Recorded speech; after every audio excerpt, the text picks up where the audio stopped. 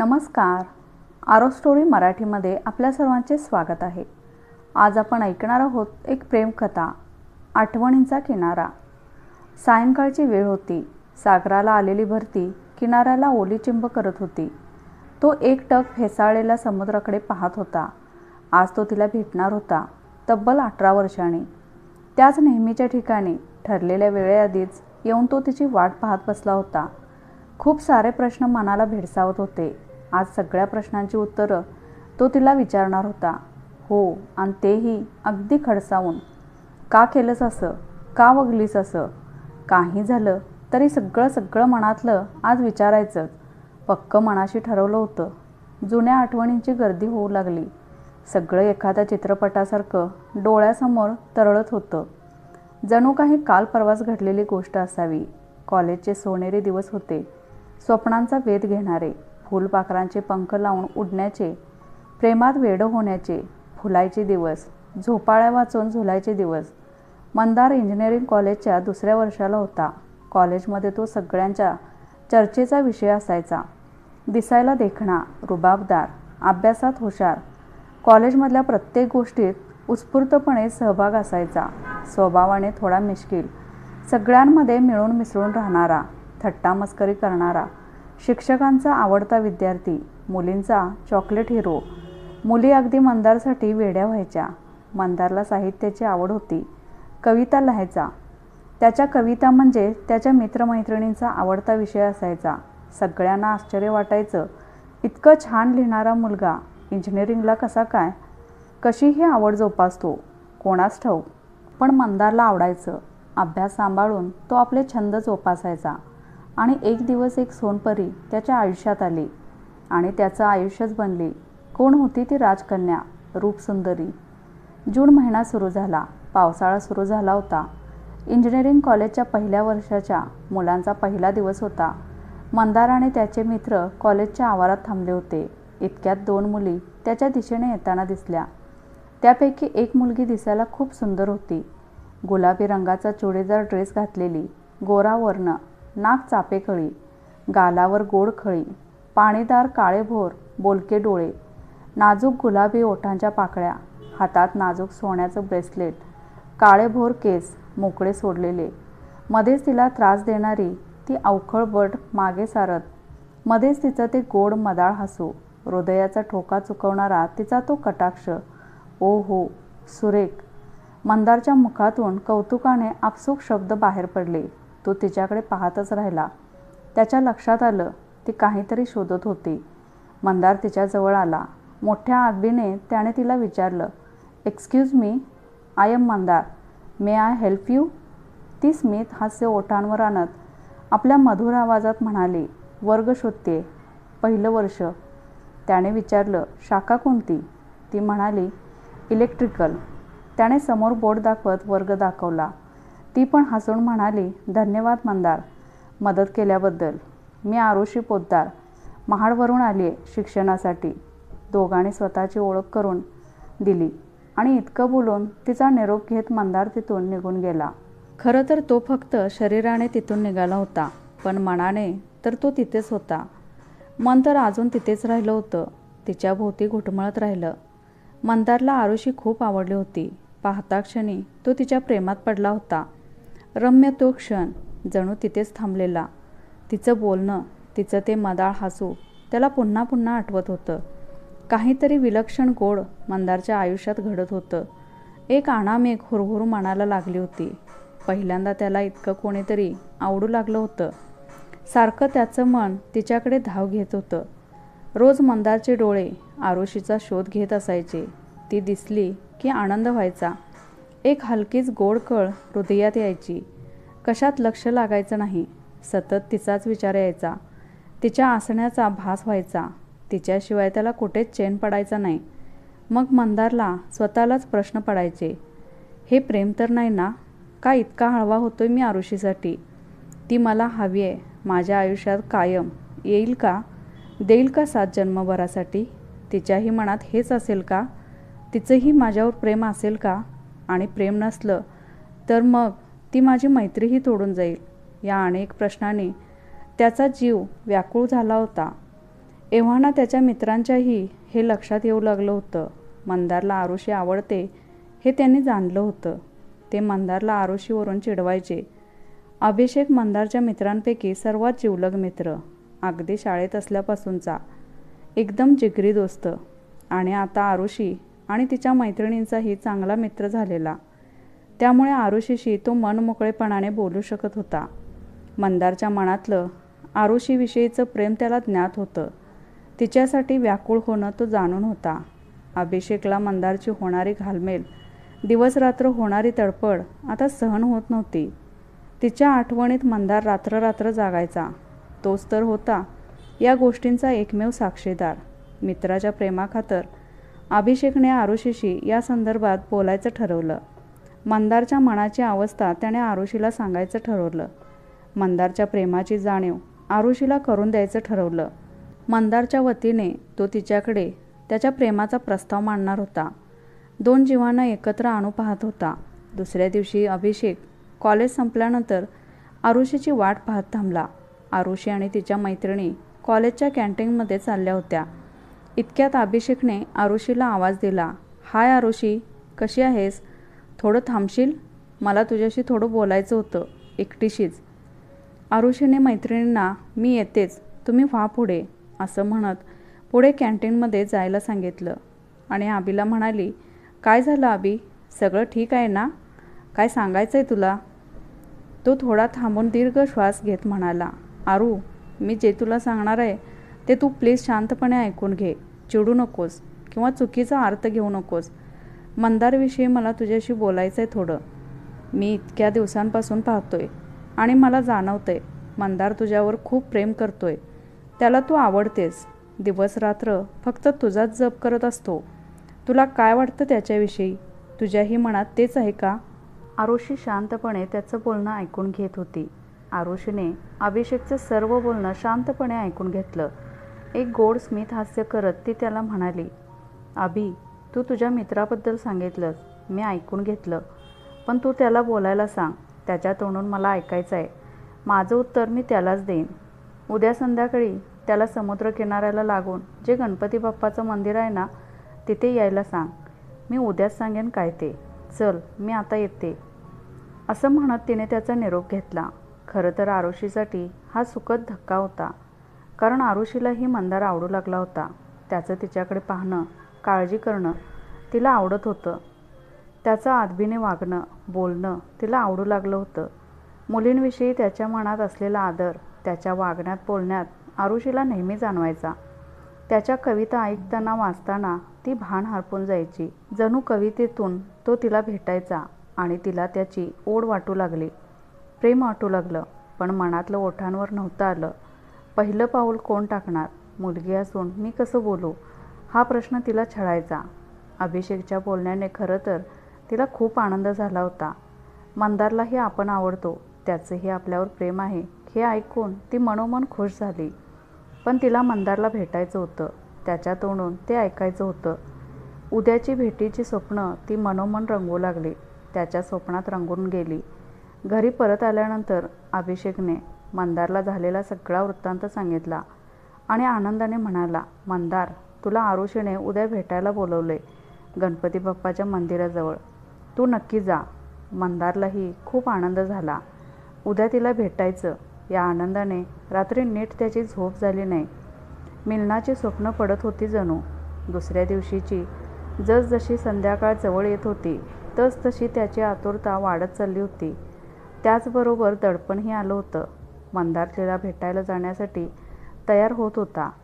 काळ्या रंगाची जीन्स, त्यावर क्रीम रंगाचा शर्ट घातला, हलकासा सुगंधी परफ्यूम मारला. किती रुबाबदार दिसत होता. त्याने आरुषीसाठी एक छान भेटवस्तू घेतली. गुलाबांच्या फुलांचा गुच्छ घेतला. ठरलेल्या वेळेआधीच तो तिथे पोहोचला. तिथेच कोपऱ्यातल्या एका बाकावर जाऊन बसला. एक अनामिक हुरहुर मनात दाटून आलेली. एक ओढ होती भेटीची. उसळणारा समुद्रही जणू तिच्या येण्याची वाट पाहत होता. सूर्य मावळतीच्या प्रवासाला निघालेला. सोनेरी किरणांची आरास अथांग सागरावर पसरलेली आणि दुरून सोनपावलांनी ती सोनपरी येत होती. आरुषी पांढऱ्या रंगाच्या घोळदार ड्रेसमध्ये खूप मोहक वाटत होती. ती जसजशी त्याच्याजवळ येत होती त्याच्या हृदयाची धडधड वाढली. इतक्या थंड वातावरणातही मंदारला घाम फुटला. कसं बोलू, काय बोलू या विवंचनेत. आरुषी त्याच्याजवळ आली. मंदार उठून उभा राहिला. त्याच्या हातातल्या गुलाबाच्या फुलांचा गुच्छ स्वीकारत ती मिश्किलपणे हसून म्हणाली, बोल आता, काय म्हणत होतास आणि अभिला का पाठवलंस? तुला बोलायला काय झालं? तो काय वकील आहे का तुझा? हाय. पुन्हा तिचं ते घायाळ करणारं मदाळ हसू. स्वतःला त्या गोड धक्क्यातून सावरत तो म्हणाला, आरुषी, तू मला खूप आवडतेस. अगदी पहिल्या दिवसापासून. तुझं हसणं, बोलणं, अगदी सगळं खूप आवडतं. सतत तुझाच विचार डोक्यात असतो बघ. थोडंसं थांबून पुढे म्हणाला, आरुषी, हे आवडणं क्षणिक नाही आहे गं. माझं तुझ्यावर खूप प्रेम आहे. माझी जीवनसंगिनी होशील? कायम साथ देशील? गुडघ्यावर थोडंसं खाली बसून हातातली भेटवस्तू तिच्यासमोर धरत मंदार म्हणाला, आय लव्ह यू आरुषी. माझी होशील? आरुषीच्या चेहऱ्यावर आनंद आणि आश्चर्य असे संमिश्र भाव उमटले. डोळ्यातून अलगद आनंदाश्रू ओघळले आणि तिने त्याच्या हातातील भेटवस्तू स्वीकारली आणि त्याच्या प्रेमाचा स्वीकार केला. आरुषी थोडी लाजत हळूच त्याच्या कानात कुजबुजली, I love you too Mandar. मंदारला अतिशय आनंद झाला. तिच्या होकाराने तो इतका खुश झाला की जोरात त्याने शीळ घातली. त्याने तिचा हात अलगद आपल्या हातात घेतला. म्हणाला, आरू, या आस्ताला जाणाऱ्या भास्कराला साक्षी ठेवून मी तुला वचन देतो, तू जो विश्वास माझ्यावर टाकलाय ना, त्याला कधीच धक्का लागणार नाही. तुझा हात मी कधीच सोडणार नाही. त्याचा हात अजून घट्ट पकडत आरुषी अलगद त्याला बिलगली आणि म्हणाली, मंदार, मीही कायम सोबत राहील तुझ्या. कधीही सोडून जाणार नाही तुला, मी वचन देते. मंदारने तिला जवळ घेतलं आणि तिला घट्ट मिठीत घेत अलगद तिच्या कपाळावर आपले हलकेच ओठ टेकवले. तशी ती मोहरली, लाजली. त्याला येऊन अजूनच बिलगली. पावसाची हलकीच रिमझिम सुरू झाली. जणू त्या दोघांना प्रेमाच्या बरसातीत न्हाऊन काढत होती. नभात ऊन पावसाचा प्रेमाचा खेळ सुरू झाला. श्रावणसरी बरसू लागल्या. नभातला रवीही त्यांच्याकडे पाहून हळूच हसत होता. केशरी रंगांची उधळण करत होता. उदंड हस्ते आशीर्वाद देत होता जणू. मग ती दोघे गणपती बाप्पाच्या मंदिरात गेले. बाप्पाला नमस्कार केला, त्याचा आशीर्वाद घेतला. एकमेकांना सोडून घरी जाण्याची इच्छा नव्हती, पण निरोप तर घ्यावा लागणारच होता. उद्या परत भेटण्याचं आश्वासन देऊन ती दोघे आपापल्या घरी गेली. मनात खूप साऱ्या गोड आठवणी साठवून एक सुंदर वळण त्यांच्या दोघांच्याही आयुष्यात आलं होतं. रोज नवीन आनंद जीवनात रंग भरत होता. स्वप्नांना जणू पंख आले होते. मंदारसाठी तर तीच सुरुवात आणि तिच्यातच शेवट असं काहीसं झालं होतं. रोज फोनवर बोलणं व्हायला लागलं होतं. मंदार आणि आरुषी एकमेकांच्या प्रेमात अगदी नखशिखांत चिंब भिजून गेले होते. स्वप्नमयी जगात रंगून गेले होते. दोघेच एकमेकांसाठी एकमेकांचे विश्व झाले होते. आरुषीसाठी कितीतरी कविता त्याने रचल्या. त्याच समुद्रकिनारी तिला बोलून दाखवल्या. त्याच्या प्रेमात तीही रंगून गेली होती. आनंदी होती. दिवस आनंदात सरत होते. भेटी होत होत्या. कधी कॉलेजमध्ये, कॉलेज कॅन्टीन, कधी लायब्ररीत, तर कधी समुद्रकिनारी, कधी बाईकवरून रपेट, तर कधी उगीच रानावनातून भटकंती. किती स्वप्न डोळ्यात साठवलेली, किती चर्चा झाल्या, कितीतरी विषय बोलले गेले होते. भविष्यात काय करायचं, करिअर काय निवडायचं, सगळं ठरवून झालं होतं. आधी करिअर, मग त्यानंतर बाकीचं, या मतावर ते दोघेही ठाम होते. त्याच दिशेने पाऊल टाकत होते. त्या त्यांच्या स्वप्नांचा तो समुद्रकिनारा साक्षीदार होता. तोच नेहमीचा बसण्याचा बाग त्या प्रेमात घेतलेल्या वचनांचा साक्षीदार होता. तोच भास्कर सोनेरी किरणांनी त्यांच्या स्वप्नात रंग भरत होता. आरुषी मंदारच्या कुशीत विसावताना जणू किनाऱ्याला लाट बिलगल्याचा भास होत होता. अलगद एखादी लाट त्यांच्या पावलांना स्पर्शून जायची. त्या संत निळ्या पाण्यात नकळत त्यांच्या पाऊलखुणा पाण्यात विरून जायच्या. सगळं सुरळीत सुरू होतं. आरुषी आणि मंदार दोघे खूप आनंदात होते. आता कॉलेजमध्येही त्यांचं प्रेम प्रकरण सर्वांना माहीत झालं होतं. सगळीकडे कॉलेजभर त्यांच्या नावाची चर्चा सुरू असायची, पण त्यांना त्याची काही फिकीर नव्हती. म्हणतात ना, प्यार किया तो डरना क्या. अगदी तसंच काहीतरी झालं होतं दोघांचंही.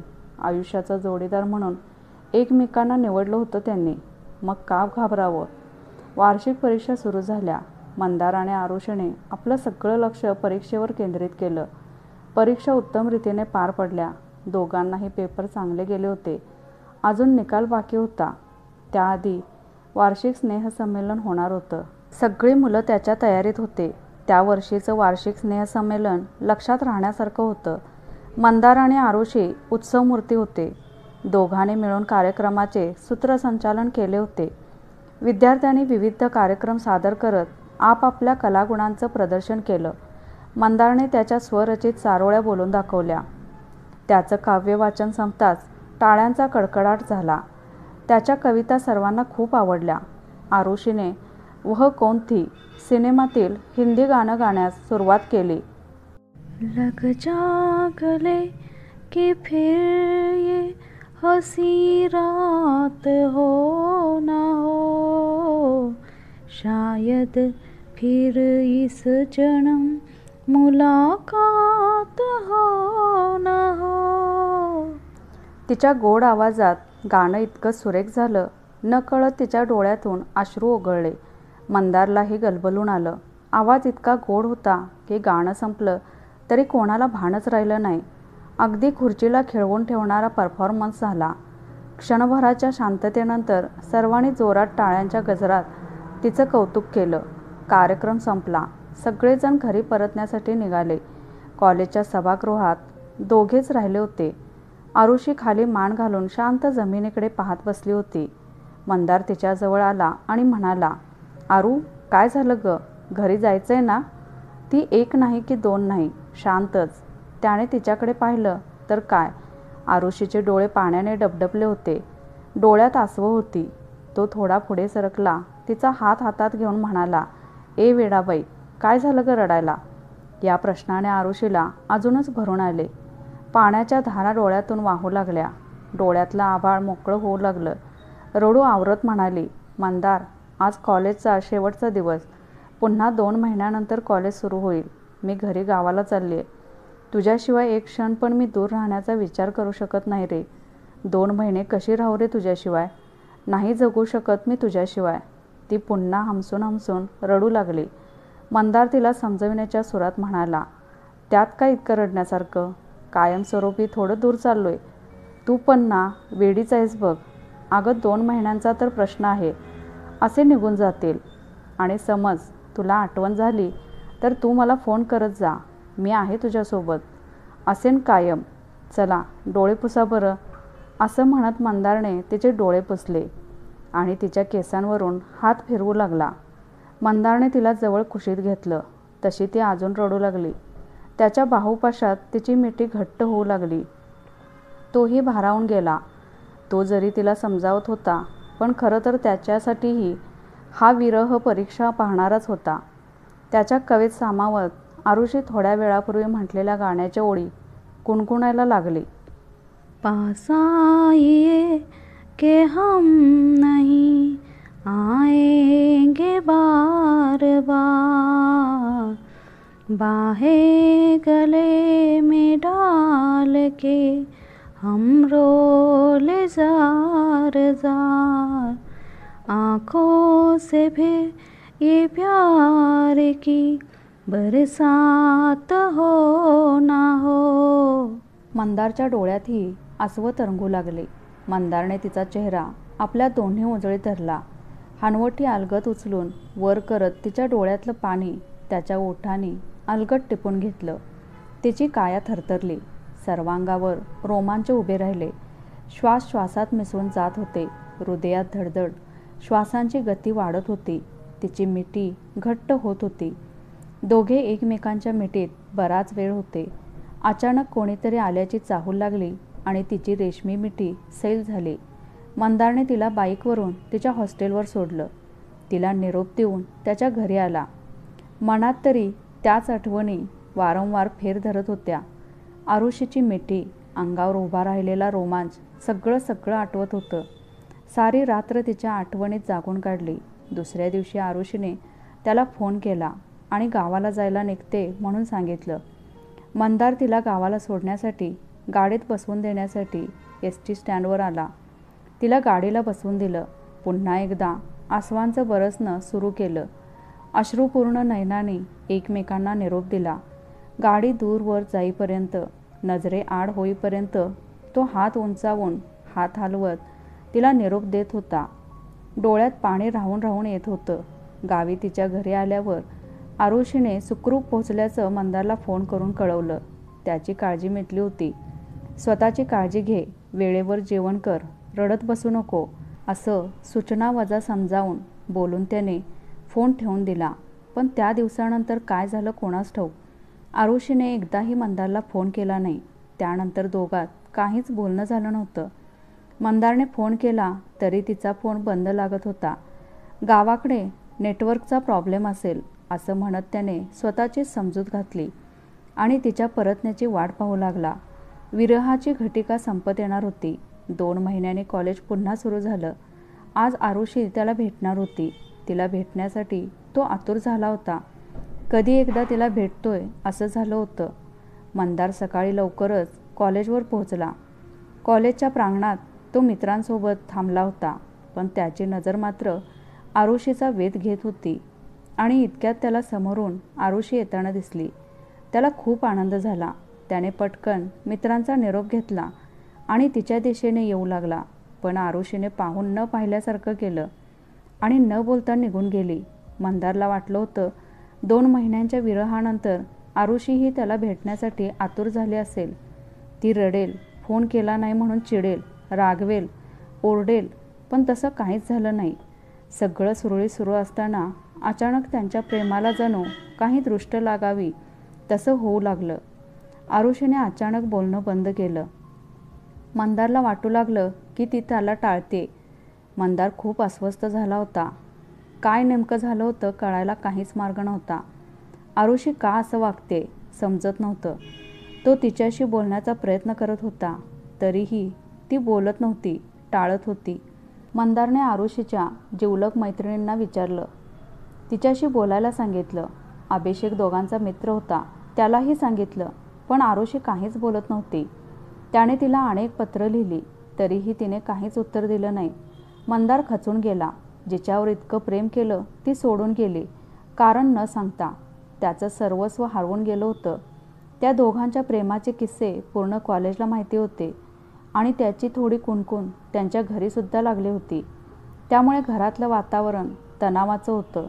आरुषीच्या गावातली काही मुलं मंदारला मारण्यासाठी कॉलेजवर आली होती. मंदारच्या मित्राने सगळं प्रकरण सांभाळून घेतलं. त्याच कॉलेजमध्ये आरुषीच्या गावातला एक मुलगा सुहास तिथे शिकत होता. एक दिवस त्याने मंदारकडे येऊन आरुषीबद्दल काही गोष्टी सांगितल्या. ते ऐकून मंदार मुळासकट उन्मळून पडला. तिने आपल्याला फसवलं या भावनेने तिच्या विचारांनी वेडापिसा झाला होता. मित्राने आधार दिला, त्याला सावरण्याचा प्रयत्न केला. पुढे कॉलेज संपलं. जो तो आपापल्या मार्गाने निघून गेला. प्रपंच मागे लागला आणि त्यात मैत्री मागे पडली. पुढे काही वर्षांनी मंदारची आई त्याच्या खूप मागे लागल्यानंतर त्यांच्याच जवळच्या नात्यातल्या एका मनमिळावू मंजुषा नावाच्या मुलीसोबत मंदार विवाहबद्ध झाला. त्यांच्या जीवनाच्या वंशवेलीला एक अर्णव नावाचं गोंडस फूल आलं. सगळं छान होतं. पण मनात कुठेतरी आरुषी डोकावायची. तिची उणीव जाणवायची. खरं तर ती स्मरणातून गेलीच नव्हती. मंदारच्या मनात आरुषीबद्दलचा आकस, तिने असं का केलं, का सोडून गेली, या प्रश्नांचा ससेमिरा पाठलाग सोडत नव्हता. मंदारला ते प्रश्न स्वस्थ बसू देत नव्हते.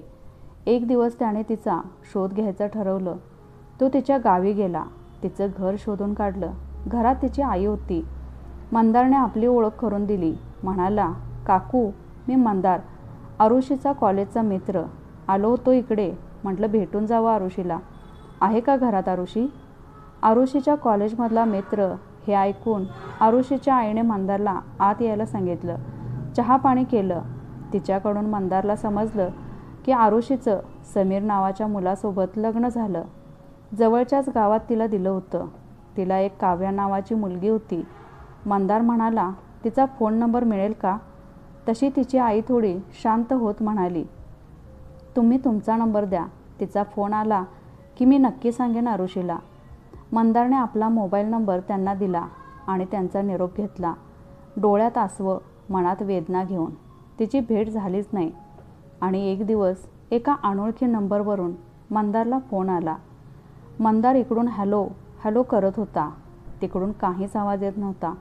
निशब्द शांतता. फोन कट झाला. मंदारने तो नंबर पुन्हा डायल केला. म्हणाला, हॅलो, कोण बोलतंय? कोणाचा नंबर आहे हा? मला कॉल आला होता या नंबरवरून. समोरून आवाज आला, हॅलो. तो आवाज ऐकता क्षणी मंदारच्या डोळ्यातून जलधारा वाहू लागल्या. शब्द फुटेना. तिकडूनही मुसमुस ऐकू येऊ लागली. त्याने भावनांचा निचरा होऊ दिला.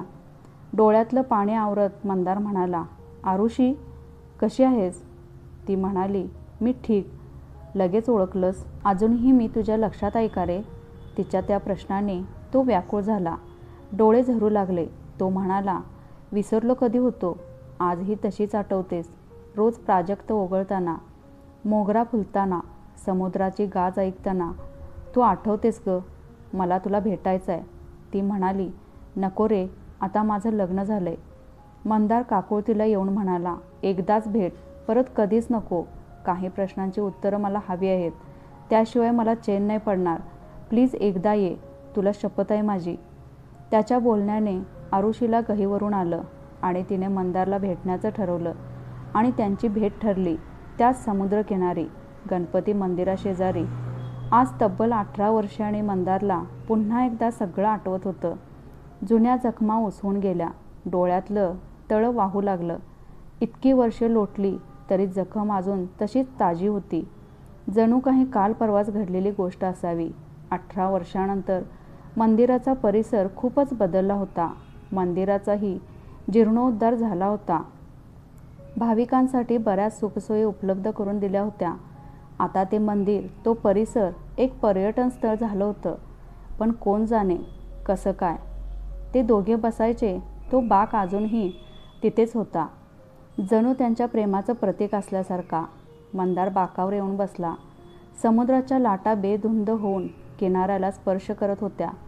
मंदार फेसाळणाऱ्या समुद्राच्या लाटांकडे एकटक पाहत होता. इतक्यात दूरवर त्याला आरुषी येताना दिसली. त्याच्या आवडत्या गुलाबी रंगाची साडी तिने नेसली होती. तिचे मोकळे वाऱ्यावर भुरभुरणारे केस, गोरा रंग, चाफेकळी नाक, कानात डुलणारे नाजूक मोत्यांचे झुमके, गळ्यात मोत्यांची माळ, हातात हिरव्या बांगड्या. मावळतीच्या सोनेरी रविकिरणाने समुद्राची शोभा वाढवली होती. तीच आरुषी, तेच सौंदर्य, तोच समुद्रकिनारा आणि तोच मंदार. सगळं तेच होतं. फक्त आता परिस्थिती बदलली होती. तिच्या गळ्यात दुसऱ्याच्या नावाचं मंगळसूत्र होतं. कुण्या दुसऱ्या व्यक्तीच्या नावाच्या हिरव्या बांगड्या होत्या आणि ते त्याला सलत होतं. आरुषी त्याच्याजवळ येऊन बसली. आजही तितकीच सुंदर दिसत होती. परिस्थितीमुळे थोडंसं चेहऱ्यावर प्रौढत्व जाणवत होतं, पण सौंदर्य आजही तसंच अबाधित. दोघेही शांत. मग मंदारनेच बोलायला सुरुवात केली. छानच दिसतेस. नवऱ्याने छान सांभाळले. चांगला श्रीमंत आहे म्हणे. कशाचीच कमतरता नसेल ना? सुबत्ता दिसते चेहऱ्यावर. यासाठीच सोडून गेली होतीस तर? मी गरीब. काय देऊ शकलो असतो का तुला? छान निर्णय घेतलास तू. पण सांगून गेली असतीस तर बरं झालं असतं.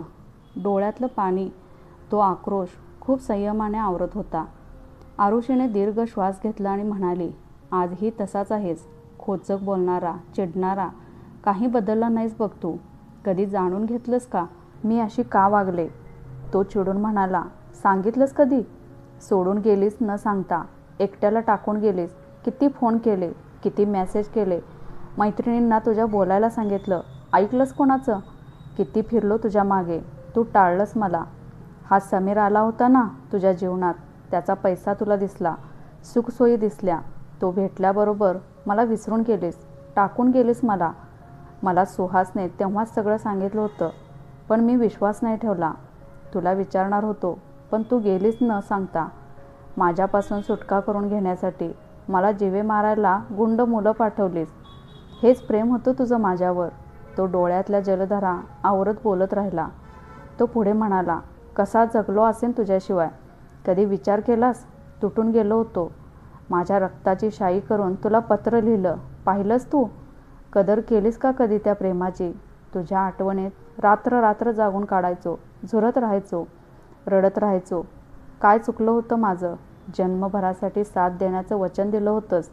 हा किनारा, हा समुद्र, हा रवी, हे गणेशाचं मंदिर आणि हा बघ आपण बसलोय तो बाग.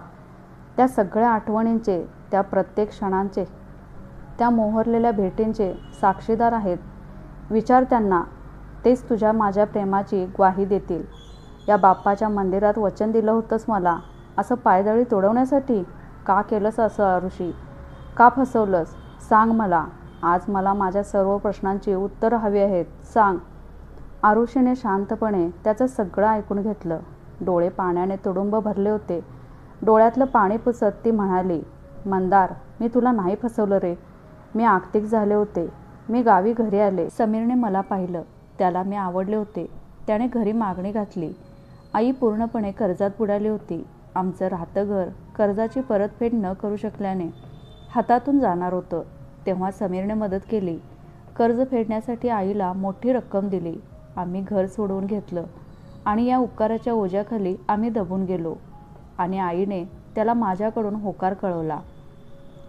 दीर्घ श्वास घेत हुंदकावरत आरुषी पुढे सांगू लागली, तुझ्या माझ्या प्रेमाबद्दल घरी समजलं होतं. समीरशी लग्न करण्यासाठी आई दबाव टाकत होती, कारण त्याच्या उपकारांची परतफेड मला करायची होती. समीरलाही आपल्याबद्दल समजलं होतं. मी जर लग्नाला नकार दिला तर त्याने तुला जीवे मारण्याची धमकी दिली. मला खरंच माहीत नव्हतं त्याने तुला मारायला मुलं पाठवली होती ते. त्याने मला सांगितलं होतं, कॉलेजला परत गेल्यानंतर जर त्याच्याशी बोललीस तर तो या जगातून जाईल. तो दिवस मंदारच्या आयुष्यातला शेवटचा दिवस असेल एवढं लक्षात ठेव. मी घाबरले आणि तुझ्या जीवासाठी, तुला काही होऊ नये म्हणून तुझ्यासोबत कधीच बोलले नाही. सुहासने तुला खोटं सांगितलं आणि मलाही. सुहासने एकीकडे माझ्याबद्दल तुला वाईट सांगितलं आणि दुसरीकडे तुझ्याबद्दल मला. तू माझ्यासारख्या अनेक मुलींना फसवलं आहे. तो तुलाही फसवेल. त्याचं प्रेम वगैरे काही नाही, निव्वळ तुझ्यासोबत वेळ घालवतोय असं बरंच काही. मंदार, मी एक मुलगी आहे रे. इज्जत, आईची प्रतिष्ठा, हेही महत्त्वाचं होतं माझ्यासाठी. मी खरंच घाबरले. आरुषी सांगू लागली, मंदार, मी या लग्नाला तयार नव्हते. माझ्या आईने मला घाबरवलं. तिने स्वतः जीव देण्याची मला धमकी दिली. मी माझ्या आईच्या जीवासाठी, लहान बहिणीच्या शिक्षणासाठी, तिच्या करिअरसाठी स्वतःच्या प्रेमाची आहुती दिली आणि समीरशी लग्न केलं. आजही त्याला वाटतं माझ्या मनात तूच आहेस. मी त्याच्यासोबत तडजोड म्हणून राहते. तुझ्यावरून बोलतो खूप, टोमणे मारतो. तुमचं नातं कुठवर होतं असे बरेच प्रश्न. मी शांत राहते, त्याला उत्तर देत नाही. आरुषी धाय मोकलून रडू लागली. मंदार हे सगळं ऐकून एकदम सुन्न झाला.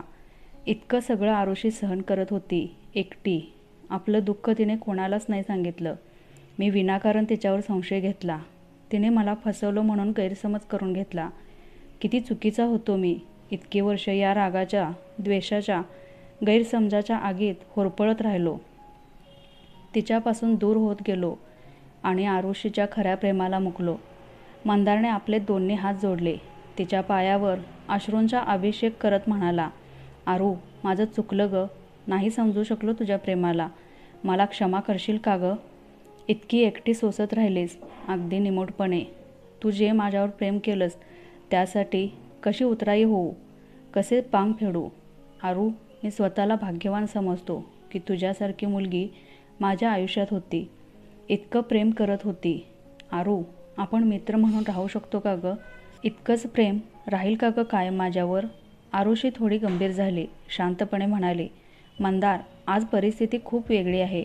समीरला काय वाटतं मला माहीत नाही, पण आपला संसार ही आपली पहिली जबाबदारी आहे आणि आपल्या दोघांनाही आपली जबाबदारी व्यवस्थित पार पाडायला हवी.